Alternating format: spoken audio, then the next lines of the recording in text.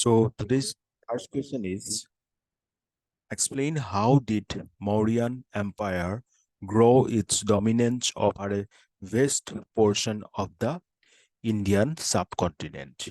আমি জানো যে মৌৰ্যন এম্পায়াৰ এটা বৃহৎ অংশ মানে আপোনাৰ আফগানিস্তানৰ পৰা আৰম্ভ কৰি যদি চাবলৈ যোৱা যায় বাংলাদেশলৈকে এসময়ত বিয়পি পৰিছিল. So the question is asking that how did the Mauryan Empire grow to such extent? What are the factors behind it? Let's discuss the answer of the question then.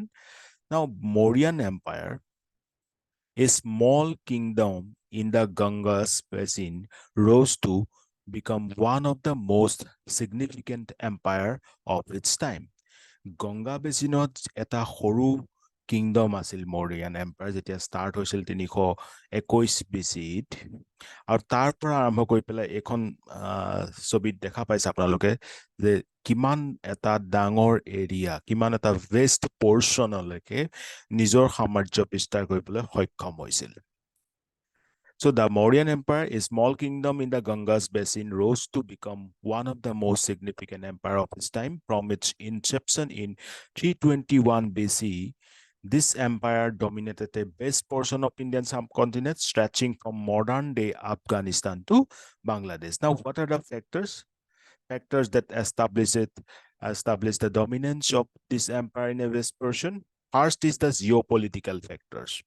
Now, geopolitical factor বুলি ক'বলৈ গ'লে যে এনেকুৱা ধৰণৰ কি political বা জিঅ'পলিটিকেল region আছিল যাৰ ফলত মৌৰিয়ান এম্পায়াৰ এই সুযোগ পাইছিল বা ক'বলৈ গ'লে এই বিস্তাৰ কৰিব পাৰিছিল. ফাৰ্ষ্ট সেইটো সময়ত যিখিনি কিংডম আছিল বহুত সৰু সৰু আছিল আৰু তাহাঁতি নিজৰ মাজতেই পাৱাৰ আৰু ইনফ্লুৱেঞ্চৰ কাৰণে ক'বলৈ গ'লে কাজিয়া কৰিছিল বা নিজৰ মাজতেই এটা ইউনিটি নেৰাখিছিল. Right. So, সেনেকুৱা ধৰণৰ এটা চিটুৱেশ্যনত মৌৰিয়ান এম্পায়াৰ সেইটোৰ সুযোগ লৈ পেলাই নিজৰ টেৰিটৰি এক্সপাণ্ড কৰিবলৈ লাগি গৈছিল. So, Indian subcontinent during the Mauryan Empire was a patchwork of small kingdoms, each vying for power and influence. And this political and military vacuum created an opportunity for the Mauryan Empire to expand its territory rapidly. And this empire was also strategically located at the crossroads of several trade routes that gave it access to valuable resources and increasing its economic power. আৰু এটা জিঅ' ৰিজনৰ ফালৰ পৰা যদি চাবলৈ যাওঁ এই এম্পায়াৰখন গংগা বেচিনত আছিল right যিটো এটা ৰিচোৰ্চফুল বেচিন বুলি ক'ব পাৰি য'ত নেকি আপোনাৰ আমি জানো যে যেতিয়া এখন নদীৰ উপত্যকা থাকে সেই তাত আপোনাৰ শস্যৰ পৰা আৰম্ভ কৰি সকলোবিলাক হয় বহুত ভালকৈ হয় যেনেকৈ আমাৰ ব্ৰহ্মপুত্ৰ ভেলী গংগা ভেলী চ' এনেকুৱা এটা সেইটো সময়ত সেইটো এটা বহুত এটা ৰিচোৰ্চফুল ৰিজন আছিল আৰু তাতেই এই এম্পায়াৰ আছিল আৰু সেইটোও এটা ৰিজন আছিল এই জিঅ' পলিটিকেল ৰিজনৰ ভিতৰতে এটা হয় আৰু বহুত সেভাৰেল ট্ৰেড ৰুটছ এই পাৰ্টিকুলাৰ পজিশ্যনৰ মাজেদি গৈছিল. So these two reasons. First, আমি দেখিলো সৰু সৰু যিখিনি কিংডম আছিল তাহাঁতক এটা ডমিনেট কৰিবা বা তাহাঁতক পৰা এই টেৰিটৰিখিনি এক্সপাণ্ড কৰিবলৈ মৌৰিয়ান এম্পায়াৰ সক্ষম হৈছিল আৰু লগতে ইয়াৰ যিটো জিঅ'পলিটিকেল ৰিজন আছিল যিটো পলিটিকেল ৰিজন মানে জিঅ' ৰিজন আছিল সেইটো এটা বহুত ভাল পজিশ্যনত আছিল. ছেকেণ্ড যদি কওঁ military কনকুৱেষ্ট, the Mauryan Empire's military strength was a significant factor in its establishment of dominance. This empire employed several innovative military tactics, such as the use of war elephants, chariots, that gave them an edge in the battle. Chandragupta Maurya's conquest of Nanda Empire in 321 BC was a crucial victory that marked the beginning of the Mauryan Empire's expansion. আৰু সেইটো সময়ত যিখিনি আপোনাৰ যুদ্ধ কৌশল মৌৰিয়ান empire employ কৰিছিল সেইটো এটা বেলেগ ধৰণৰ লেভেলতে আছিল বুলি ক'ব পাৰি বেলেগ ধৰণৰ ইন দ্য চেন্স ডেট সেইটো সেই সময়ৰ তুলনাত বহুত ওপৰত আছিল কাৰণ তেতিয়া তেওঁলোকে ৱাৰ এলিফেণ্টছ চেৰিয়টছ আমি যে কওঁ ৰথ যুদ্ধ ৰথ বা আমি যুদ্ধত যিখিনি হাতী ইউজ কৰোঁ সেইখিনি আচলতে মৌৰিয়ান এম্পায়াৰৰ ফালত মৌৰিয়ান এম্পায়াৰ বহুত মৌৰিয়ানৰ যিখিনি মিলিটেৰী আছিল তেওঁলোকে বহুত সক্ষমতাৰে এইটো আৰু সূক্ষ্মতাৰে বস্তুটো এপ্লাই কৰিছিল আৰু তাৰ ফলত তেওঁলোকে যুদ্ধ ক্ষেত্ৰত বাকী তেওঁলোকৰ যিখিনি অপজিশ্যন আছিল তেওঁলোকক পৰা কৰিবলৈ বহুত সক্ষম হৈছিল আৰু সেইটো আমি গম পাওঁ চন্দ্ৰগুপ্তা মৌৰ্যাৰ যিটো নন্দা এম্পায়াৰ 321 BC তেওঁ কনকুৱেষ্ট কৰিছিল তাৰ পৰা এই কথাটো আমি গম পাওঁ ৰাইট চ' এইটো মিলিটাৰী কনকুৱেষ্টটো এটা ছেকেণ্ড ৰিজন হয় then Ashoka's policy of conquest and conversion The Third Mauryan Empire, Ashoka expanded the empire's territory through a combination of military conquest and strategic alliance. এই যে 3 নম্বৰৰ অশোকা যিজন আমি সকলোৱে গম পাওঁ গ্ৰেট অশোকা তেওঁৰ যিখিনি পলিচি আছিল মিলিটাৰী কনকুৱেষ্ট আছিল বা ষ্ট্ৰেটেজিকেল এলিয়েন্সেছ আছিল সম্পূৰ্ণ ডিফাৰেণ্ট আছিল we all know' about Ashoka's Dhamma also right Dhamma মানে তেখেতে লাষ্টত যেতিয়া দেখিলে যে ভাইলেন্সতকৈ বেছি যদি ইম্পৰ্টেণ্ট হয় বা বেছি যদি পাৱাৰফুল হয় সেয়া হৈছে নন ভাইলেন্স বা টলাৰেঞ্চ থকাটো পিচ থকাটো ৰাইট সেইটো যিটো তেওঁ এডপ্ট কৰিছিল তাক আমি কওঁ অশোকাছ ধম্মা বুলি ধম্মা মানে ধৰ্ম religious duty inspired by human values code of conduct based on the teaching of Buddha.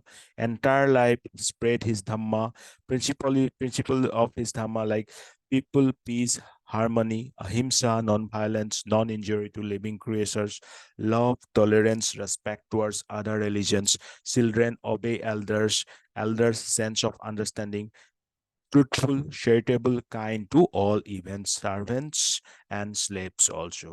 So এইখিনি আছিল তেওঁৰ ধৰ্ম now তেওঁ সেই ধৰ্ম পলিচিও এডপ্ট কৰিছিল so he also adopted a policy of religious tolerance and actively promoted Buddhism that helped him win the support of local population also যেতিয়া আপোনালোকে আমি যেতিয়া দেখো যে এজন ৰজাই নিজৰ লোকেল পপুলেশ্যনটোৰ কথা ভালকৈ গুৰুত্ব দিছে তেওঁলোকৰ লগত পিচফুলি প্ৰেজেণ্ট কৰিছে নিজৰ যিখিনি ৰুলছ ৰেগুলেশ্যন চ' তেতিয়া সেইজন ৰজাৰ এটা প্ৰতি এটা কি বুলি ক'ব পাৰি লোকেল পপুলেশ্যনৰ এটা আস্থাও বাঢ়ি যায় ৰাইট চ' সেইটো কাৰণে অশোকাক আমি গ্ৰেট বুলি কওঁ তেওঁ Ashoka's conversion to Buddhism played a crucial role in the spread of Buddhism across the Indian subcontinent and it is still a significant religion in this region to this day so Ashoka বাকী যিমানখিনি আছিল তেওঁলোকৰ প্ৰতি এটা tolerance মানে তেওঁ Buddhism spread কৰিছিল লগতে সকলোৰে ফালে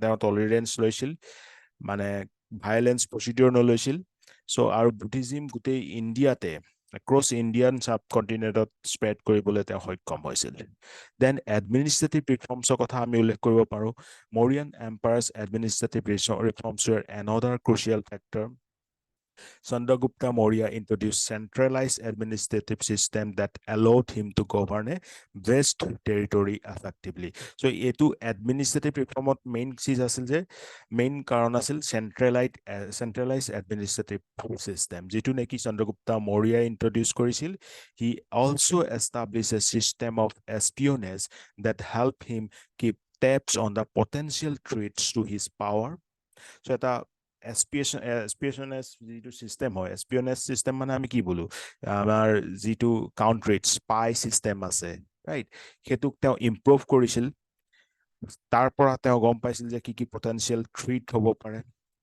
Then again, Ashoka further refined the administrative system by establishing a network of officials and bureaucrats responsible for management of or managing of various aspects of the empire. Hey, Chandragupta Maurya যিজনে নেকি centralized administrative system আনিছিল তেওঁৰ সেই চিষ্টেমটোক আৰু ভাল কৰি তুলিছিল অশোকাই যি নেকি ডিফাৰেণ্ট মানে মিনিষ্টাৰিয়েল পজিশ্যনছ লৈ আনিছিল ডিফাৰেণ্ট বিভাগ বেলেগ বেলেগ বিভাগ সাপেক্ষে বেলেগ বেলেগ এছপেক্ট সাপেক্ষে তেওঁ বেলেগ ধৰণৰ বেলেগ বেলেগ পোষ্ট ক্ৰিয়েট কৰিছিল যাৰ ফলত সেই বিভাগখিনি বহুত ভালকৈ এডমিনিষ্ট্ৰেট কৰিবৰ কাৰণে সক্ষম হৈছিল ৰাইট চ' সেইটো এটা এডমিনিষ্ট্ৰেটিভ ৰিফৰ্মো ৰিজন আছিল then diplomacy Mauryan empire employed a diplomacy to secure its border and maintain its power Like Chandragupta Maurya কি কৰিছিল form alliances with neighboring kingdoms and sought the support of powerful regional rulers. বাকি যিখিনি neighboring kingdoms আছিল তেওঁলোকৰ মাজত এটা বন্ধুত্ব স্থাপন কৰিছিল, এলিয়েন্স স্থাপন কৰিছিল, right? তেওঁলোকৰ পৰা support পাইছিল। Then আৰু তেওঁ কি কৰিছিল, he also sent ambassadors to other parts of the world to establish trade relationship and gain international recognition. এই ambassador যিটো ভূমিকা আছিল সেইটো বহুত ইম্পৰ্টেণ্ট হয়। আমি আহোম কিংডমতো সেইটো দেখিছো। আৰু এয়া চন্দ্ৰগুপ্ত মৌৰ্যই কি কৰিছিল যে তেওঁ গোটেই বিশ্বৰ মানে পৃথিৱীৰ বেলেগ বেলেগ পাৰ্টলৈ তেওঁ এম্বেচাডাৰ চেণ্ড কৰিছিল যাতে এতিয়া ট্ৰেড ৰিলেশ্যনশ্বিপটো আৰু গঢ়ি তুলিব পাৰে, ইণ্টাৰনেশ্যনেল ৰিকগনিশ্যন আহে। চ' সেইখিনি পৰে ডিপ্ল'মেচিৰ ভিতৰত, মানে alliances with the neighbouring kingdom and sending the ambassador to different parts of the world to establish trade relationship and gaining international recognition. Then cultural unification, the Mauryan Empire played a significant role in unifying the diverse cultures and religions of the Indian subcontinent. The empire supported the spread of Buddhism that became a unifying force across the region and patronized the arts and literature that helped to create a shared cultural identity.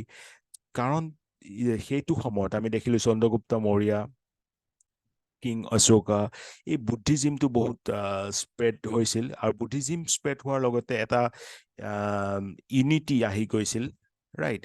কাৰণ সেইটো এইটো কাৰণেই possible হয় কাৰণ বুদ্ধিজিমত আমি দেখা পাওঁ যে ডিছক্ৰিমিনেশ্যন বহুত কম হয়, কাষ্ট বেছ ডিছক্ৰিমিনেশ্যন সেইটো কম হয়, আৰু লগতে কালচাৰ আৰু আৰ্ট আৰু লিটাৰেচাৰ এইবিলাক ডেভেলপ হৈ পৰিছিল।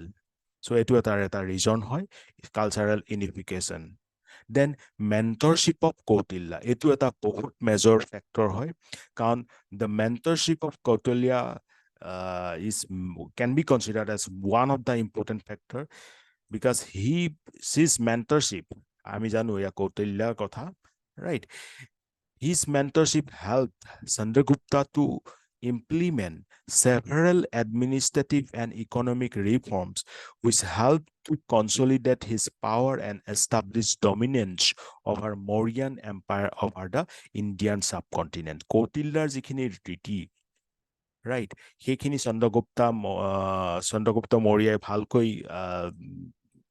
ক'বলৈ গ'লে কি কয়, তেওঁ একদম কৌটিল্যৰ মতেৰেই চলিছিল বুলি ক'ব পাৰি, যাৰ ফলত কি হৈছিল সেই নীতিখিনি তেওঁ যেতিয়া এপ্লাই কৰিছিল তেওঁ দেখিছিল যে এডমিনিষ্ট্ৰেটিভ আৰু ইকনমিক ৰিফৰ্মছ বহুত ভালকৈ আহিছিল। কাৰণ কৌটিল্যই সময়ে সময়ে কৈ গৈছিল যে এইটো কৰিলে এইটো হয়, right?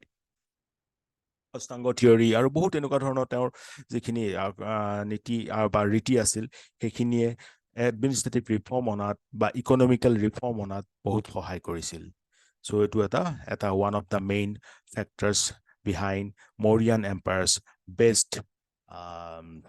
best area occupation or best kingdom establishment, right? So এইখিনি আছিল reasons. Now we have to say that Mauryan Empire was a remarkable period in Indian history and its impact on the region cannot be overstated. So these are the reasons. আমি যদি আকৌ এবাৰ চাব খোজো তেন্তে মই কৈ দিছো আমি কি ৰিজনছ পালো। ফাৰ্ষ্ট আমি দেখিলো যে মৌৰিয়ান এম্পায়াৰ যি 321 বেছি আহি এটা গংগা বেচিনত বা এটা সৰু এৰিয়াৰ পৰা গৈ থৈ আফগানিস্তানৰ পৰা বাংলাদেশলৈকে ইমান ডাঙৰ এটা এৰিয়া অকুপাই কৰিছিল। তাৰ ফল যিখিনি ৰিজন আছিল, প্ৰথমতে আমি পালো geopolitical reason, then second পালো আমি মিলিটাৰী কনকুৱেষ্ট, দেন পালো আমি অশোকাছ যিখিনি